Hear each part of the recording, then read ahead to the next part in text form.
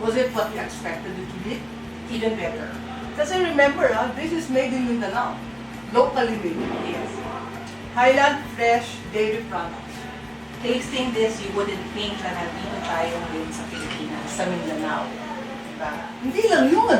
Andito tayo mismo sa Processing Center. Yes. Nako, good morning. Maayong buntag sa inyong tanan. Ay nako, Lizelle, anong pinag-usapan natin tungkol dito? Actually, I can't believe na this gouda is locally made. Kasi Normally gouda, no? No, and normally you find this sa mga imported goods, imported section ng mga supermarkets. All the, yung mga ganyang gourmet cheese na yan, nasa imported na section yung mga sa mga deli, di ba? Eh ito, hindi lang dito gawa. Talagang wholly locally made. The sourcing of the milk is done here. The co-ops deliver the milk dito sa processing center. Yes, so this is the Northern Mindanao Federation of Dairy Cooperatives. And we are glad to have you with us right now. And nakita nyo naman, busy-busy ang ating pagawaan. So, perfect timing. So, alamin natin? Yes. Let's learn, okay? And know what we're eating.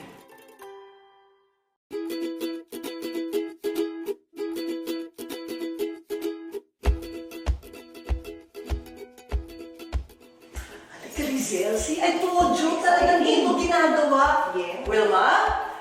Hi, good morning. Welcome to Northern Mindanao Milk Processing Plant. Turuan mo naman kami kung paano ginagawa ito from milk na maging ganito ngayon. Talagang ayaw maniwala dito ginagawa. Hindi pa rin. Ha? Parang akala niya siguro, display mo lang yan dyan. Pakita mo sa amin, ha? Okay, Okay. so ganito, yung Gouda, gawa rin siya galing ng milk ng cow. Ang pag-process namin, 500 liters per hour man yung capacity ng planta. Tapos pag kukuha kami ng 300 liters per batch ng Gouda namin na may process na cheese.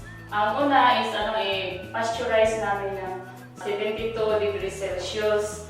Then i-cool down. Tsaka mag-add ka ng culture.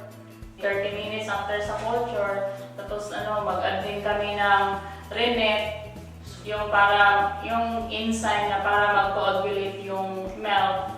I-stir namin siya hanggang magkaano na yung cord na, right na cord na para ibuo namin ng piso. Tapos i-press namin siya para matanggal yung weight. After sa pressing, iwiwi namin yung ilang kilo ang recovery sa ilang litrong milk na ginagamit namin Gouda. At saka namin i-dalhin dito sa ripening. Ito na ang yung mga niya. Pag dumating ba yung gatas, regardless ba yun? Kasi di ba maraming pinanggagalingan yung gatas nyo. Tinitingnan niyo pa ba yung quality nun? O basta lahat ginagamit ninyo? Nag-ano din kami ng sensory test, tapos may mga alcohol precipitation test, may mga test din kami kinakandak sa tinatawag namin receivable test, tapos dalhin pa namin sa laboratory, susuriin namin kung ilang percent ang acid ng milk, yung fat, kasi doon lang namin malaman kung ilang percent fat ng milk na ginawa namin Gouda. Yung milk talagang galing sa local farmers natin, tama? Yes, Hindi ma'am. tayo nag-i-import. Hindi. So this is like purely made here in the Philippines, from the fresh milk to the processed and the end product.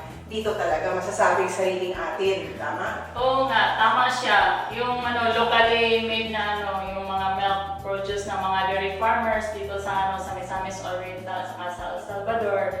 So yung mga farmers ninyo, kooperatiba sila. Nagsasama-sama sila para mag-supply ng gatas na kailangan para sa mga kesong ito, tama? Yes, ma'am, tama siya. Tama. Marami-rami na rin bang mga dairy farmers dito sa inyo? Marami-rami na rin sila.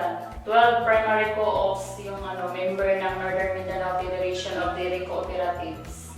Owned and run by the cooperative. Yes. Hindi ito government funded. Hindi.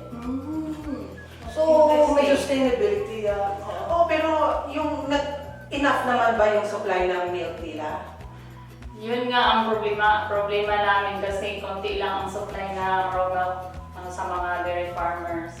So, sa laki ng demand dun sa cheese mo, okay na maglumaki pa or dumami pa yung yung mga dairy farmers natin? Kailangan pa namin yung mga more milk sa mga more dairy farmers para maka-comply kami sa mga demand ng Ako, sana maka-encourage po yan ng mga dairy farmers, yung mga gusto mag-invest sa dairy, ano? Maganda yung ganyan nagsasama-sama sila sa cooperative, di ba? Yes. You can end up with something like this, sana sa ibang regions din. May mga siguro may mga gusto na mag-export. Yes, ma'am. Talagang may nagtanong din sa amin, ang lang problema kasi pag mag-export ka, may mga kailangan kanilang mga papers na makapadala kayo. But this is export quality actually. Alam mo to, Lizelle, nung una ko nakita to, nalaman mo ng Nutex. Yes. Nakita ko First itong- Philippine Natural and Organic Products. Yes. Expo. Nakita ko tong product na to, actually sa Soap Food. Tapos, meron mga chefs na dumaan and they really gobbled it all up. Sila, Chef Margarita Flores, sila Bobby Go, ang daming binili. So, ang daming nabili. Bili rin ako kasi sabi ko, syempre pag sinabi lang masarap to, di ba? So, saan naman to nabibili? Dito lang sa planta siya i-order ng mga customer tapos direct delivery na lang sa mga customer. Kahit yung sa Manila, kami din ang facilitate pag siya. Kayo na magdadala sa airport. Kami na magdala sa airport. okay. Tapos pag airport to airport na tayo, sila yung susundo doon sa airport din. So, nadinig po natin, marami po ang avenues pa para sa mga dairy farmers. Sana na-encourage po namin kayo na mag-go into dairy farming dahil nakita po natin na meron po pong demand na kailangan po natin ma-meet. Basta po magtutulong-tulungan, di ba? Yes, and we maintain high standards of quality to get quality products like this. Yes. You know, prior to this, for me, dairy is just dairy. It's cow's milk, it's butter, it's cheese. But you know, after you taste good quality, you know the difference. Diba? And please, next week, join us again for the next episodes of OA Ako!